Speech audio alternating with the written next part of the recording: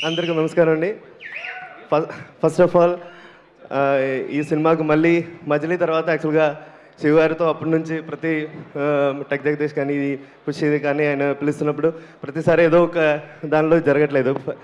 First తర్వాత టీఎఫ్ఎన్ వచ్చినప్పటి నుంచి మైత్రిలో ఒక సినిమా చేయాలని అందరూ చెప్తుంటారు. నేను కూడా అది కోరుకుంటాను. నేను I also use to wanted to work in that banner. అది కూడా అలా ఒక 5 years నుంచి అలా జరుగుతుంది.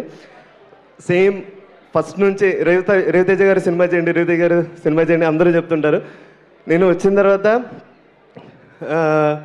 ఫస్ట్ డే షూట్కి ఐ హ్యావ్ వర్క్డ్ కొన్ని పెద్ద హీరోస్తో సీనియర్ ఆర్టిస్ట్తో వర్క్ చేసాము. కానీ వాళ్ళు కూడా ఆన్ టైంకి వస్తారు అనేది అంతా తెలుసు. బట్ ఈయన సార్ 8 o'clock టైం ఇస్తే 8 o'clock మార్కులోకి వచ్చి శివ ఏం షార్ట్ అని అడుగుతారు. సో ఆ పంక్చువాలిటీ కానీ ఆ ప్యాషన్ కానీ అదే ఆయన ఇంతమంది నాకు అంటే రవితేజ గారికి ఇంత క్రేజ్ ఉందని నాకు అర్థమైంది సార్. సో అందరికీ థ్యాంక్స్ అండి నాకు ఈ సినిమాలో పార్ట్ చేసినందుకే. ఇంకా అందరూ ఇప్పుడు సోషల్ మీడియాలో సహం లాస్ట్ ఒక 20 minutes మొత్తం బ్లర్ ఉంది అని చెప్తున్నారు. అంటే యాక్చువల్గా మేము కూడా ఆ సినిమా బ్యాక్ సైడ్లో వర్క్ చేసిన అందరం కూడా ఆ సీన్స్ తీస్తున్నప్పుడు కూడా అందరూ ఏడ్చారు. అందరూ డిఐలు కూడా ఇప్పుడు నాకు తెలుసు సినిమాలు మిగతా చోట వర్క్ చేసిన అందరూ ఆ సీన్స్ ఏడ్చి చేసి ఉంటారు. ఆ ఏడ్పే అందరికీ స్ప్రెడ్ అయింది.